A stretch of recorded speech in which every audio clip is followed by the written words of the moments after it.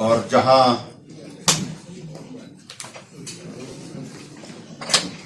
Covid की सारी परिस्थितियों के कारण पूरे विश्व की इकोनॉमी प्रभावित हुई, देश की और प्रदेश की भी प्रभावित हुई।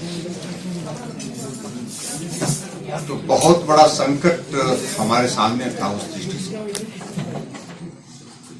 कि आदमी के जीवन को भी बचाया जाए और दूसरी तरफ विकास के कार्य को भी चलाया जाए।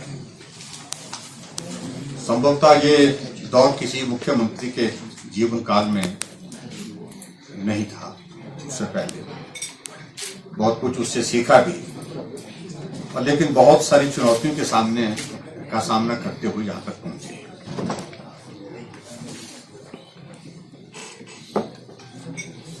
और जहां तक अगर हम अपनी अर्थव्यवस्था की अगर हम बात करें, मैं देख रहा हूं कि अब बहुत तेजी से हमारी प्रदेश की जो आर्थिकी जो कोविड के कारण प्रभावित हुई थी, अब धीरे धीरे वो पटरी पर आ रही है। 2021-22 में प्रदेश की अर्थव्यवस्था में 8.3% की वृद्धि होने की संभावना है, और उम्मीद करते हैं कि आने वाले समय में और ज्यादा इसमें सुधार होगा। हमारा इस बजट का फोकस हमने पहले दिन से ही, पहली कैबिनेट की बैठक में जो सामाजिक सुरक्षा की दृष्टि से कुछ चीजों को करने का कुछ हमने जो प्रयास किया है, उसमें बहुत बड़ा जो है बजट का हिस्सा उसमें हमने जो है वो समर्पित किया है। और सबसे बड़ी बात तो यह है कि 60 साल की आयु के ऊपर सभी को अब आय सीमा में छूट के साथ पेंशन का प्रावधान करने का हमने इस बजट में, जहां हम पेंशन पर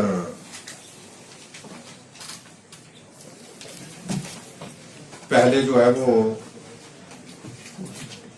450 करोड़ रुपए खर्च करते थे, और आज वो पेंशन यानी सामाजिक सुरक्षा पेंशन पर हम 1300 करोड़ रुपए खर्च करते हैं। जो गरीब है, जो पिछड़ा है, जिसको सही मायने में मदद की जरूरत है, उसको हमने फोकस करके किया है। और जहां गरीब वहां हम, इस बात को हमने सुनिश्चित किया है। दूसरी बात में यह भी मैं कहना चाहूंगा, जो नए इनिशिएटिव्स हमने लिए, हमने किसी भी इनिशिएटिव को जो लिया उस इनिशिएटिव को एक मुकाम तक पहुंचाया। अगर हमने ये तय किया गृहिणी सुविधा योजना के माध्यम से कि हर एक घर में गैस का चूल्हा पहुंचना चाहिए, तो उस लक्ष्य को हासिल करके जोड़ा है।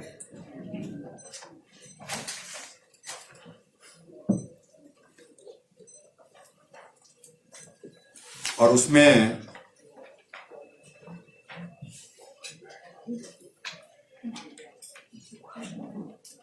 हमने लगभग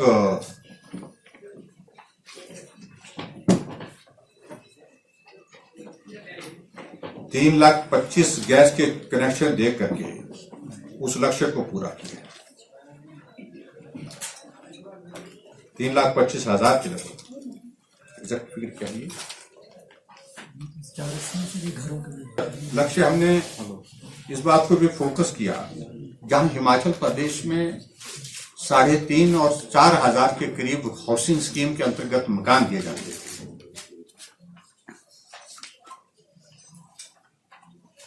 वहां हमने अब की बार 22-23 में जो है वो 13,000 आवास जो है वो देने का हमने एक लक्ष्य निर्धारित किया है। हम कई गुना उससे ज्यादा बढ़े। हालांकि हिमाचल प्रदेश में इस बात से हम सहमत है कि हर आदमी के पास घर है, लेकिन किसी के पास अच्छा घर हो, इस बात को सुनिश्चित करने की दृष्टि से। और 22,000 लोगों को हम जो है वो अभी तक जो है वो हाउसिंग स्कीम के अंतर्गत मकान दे चुके हैं। एक्चुअली सर ऐसा है कि जो होते हैं टैक्स रेवेन्यू होता है, non tax revenue. Non tax revenue जैसे पावर से तो करीब 25% जो है वो हमारा यहाँ से आता है। उसके बाद सेंट्रल गवर्नमेंट से आता है करीब 48% सेंट्रल गवर्नमेंट, और उसके बाद जैसा कि आपने कहा कि 20-22% जो है वो बोरोइंग से आता है। रेवेन्यू रिकवरी में भी फॉल है इसका। सबसे बड़ी एक हर्ष की बात इसको माननीय मुख्यमंत्री ने भी बताया कि पहली बार बहुत सालों के बाद ऐसा हुआ है कि जो शेयर इन सेंट्रल टैक्सेस है वो जो केंद्रीय सरकार ने जब अपना बजट प्रस्तुत किया था मार्च 2021 में, तो जो बताया था उससे 600-700 करोड़ इस बार ज़्यादा आ रहा है। और यही हमें उम्मीद है, यही एक आशा है कि ना केवल हमारा शेयर इन सेंट्रल टैक्सेस 22-23 में बढ़ेगा, बल्कि हमारे अपने टैक्सेस भी करीब 15%। यही पैरा है। कितना होगा sir? It is likely to go up to how much? I'll just come to that. Okay. But first, let me tell you that there is a para in the budget which very clearly says that there has been an increase of 15% in the tax revenues of the state. We expect a similar increase in the coming year also. And but as I was telling you कि करीब हमारा जो अपने state revenue है करीब उसमें 12% का increase लगाकर we are expecting tax and non-tax revenue will give us somewhere between 13,000 to 14,000 crores. Which is an increase of about 15%, and after a very long time because of COVID, तो हम तो down ही थे। तो ये एक बहुत अच्छी बात है कि वर्तमान वर्ष में भी we have gained both from center as well as our own resources, और इंशाअल्लाह अगले वर्ष में भी दोनों ही सोर्सेज से we expect more of that. जो हमारी जो बोरिंग लिमिट जो है, बोरिंग लिमिट जो है आने वर्ष में 62,300। 62,300 As on 21st of February. One has to understand that there are two things. One is your authorization for a particular year. Year has not ended. जैसा कि माननीय मुख्यमंत्री जी ने दो एज ऑन टुडे जिसको हम बोल सकते हैं, as on As on today, today. and that you can find in the FRBM statement also. Jairam Thakur ने आखिरी इस कार्यकाल का बजट पेश किया, कैसे दिखती कांग्रेस पार्टी और पूरा विधायक वो जो है अपोजिशन? देखिए, मुख्यमंत्री जी ने बहुत लंबा 3 घंटे तक लगातार पढ़ के जो है ये बजट पेश किया, लेकिन इस बजट में जो प्रदेश के लिए जो विकास की आशाएं थी वो सारी जो है धूमिल हो गई। और चुनावी साल है, चंद चुनावी घोषणाएं या लुभावनी घोषणाएं जो कि करने के अलावा प्रदेश के जो लोग जिनकी निगाहें इनके ऊपर लगी हुई थी और उनके बारे में तो ये बजट पूरी तरह साइलेंट है। एक बात स्पष्ट हो गई कि इस बजट में आप देखें कि कर्मचारी यहाँ आंदोलन कर रहे थे और उनको उम्मीद थी कि आज बजट आएगा, क्योंकि इनका अंतिम बजट है, 5वां और अंतिम बजट है, तो उनको उम्मीद थी कि आज ये कोई ना कोई बड़ी बात करेंगे। लेकिन इन्होंने कर्मचारियों को इस बजट में चलताऊ तरीके से निपटा दिया। उनके 2 मेजर मसले जो है, एक ओपीएस का मसला और दूसरा जो है वेतन आयोग वेतनमान का मसला, जो कि इम्प्लीमेंट होना है प्रदेश में, जिसमें कि कंडीशंस वगैरह को लेके जो है राइटर्स वगैरह को लेके मसले थे।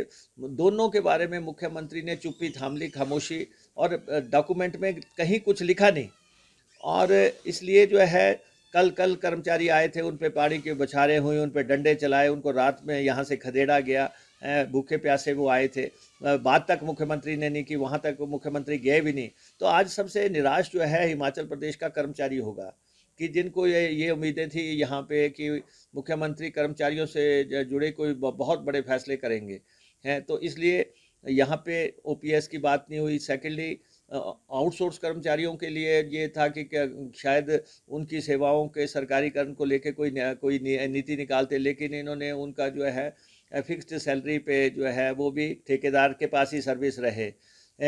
वही बात की, करुणामूलक आधार पे कर्मचारियों की कब से मांग चल रही है, उसको जो है एक मुश्त नौकरी पे लेने की कोई बात यहाँ पे इन्होंने रखी नहीं है।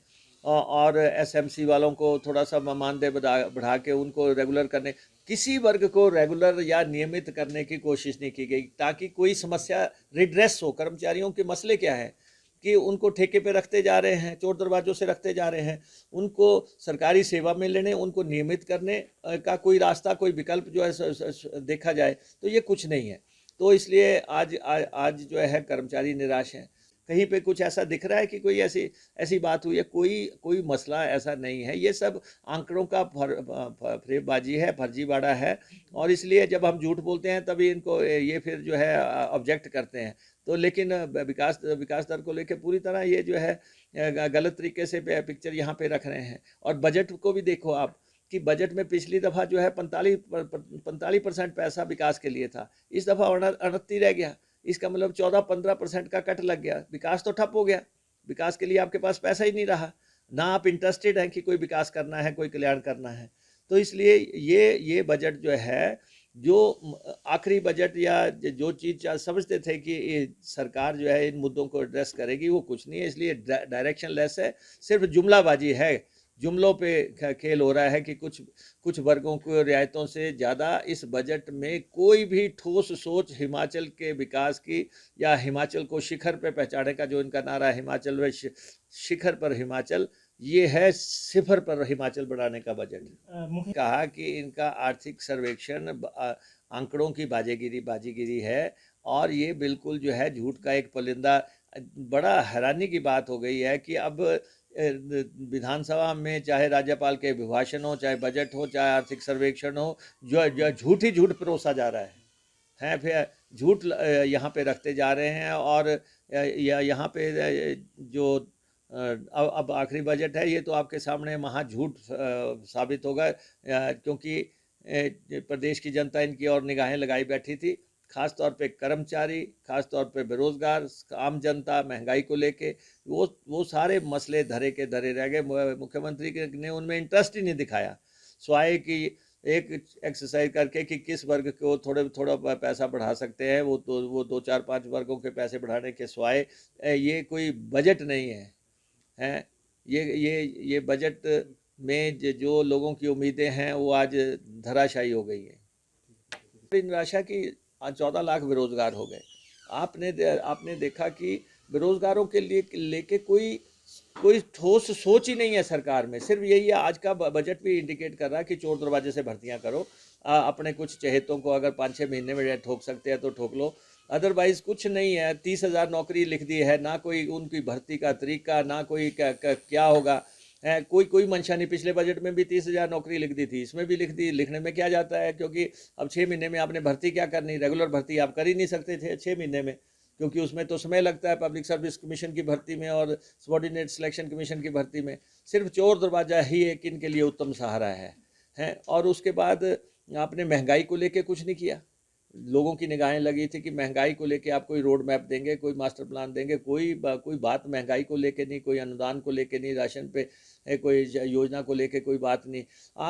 आप सिर्फ सस्ती लोकप्रियता के चक्कर में या अपनी पीठ थपथपा रहे हैं। और ये हर बजट में होता है, जब भी कोई बजट आता है उसमें मानदेय बढ़ते हैं। तो इन्होंने चुनावी वर्ष को देखते हुए जो है मानदेय बढ़ाने की कोशिश की है कि पेंशन जो है 60 साल तक लाना, या जो है आंगनबाड़ी वाले को रियायतें देना या दूसरे वर्गों को रियायतें देना। ये हर वर्ग में होता है कि अब 3 सिलेंडर की बात कर रहे हैं। अरे भाई, जब सिलेंडर 1,000 रुपये का मिलेगा तो बाकी सिलेंडर कहाँ से आएंगे?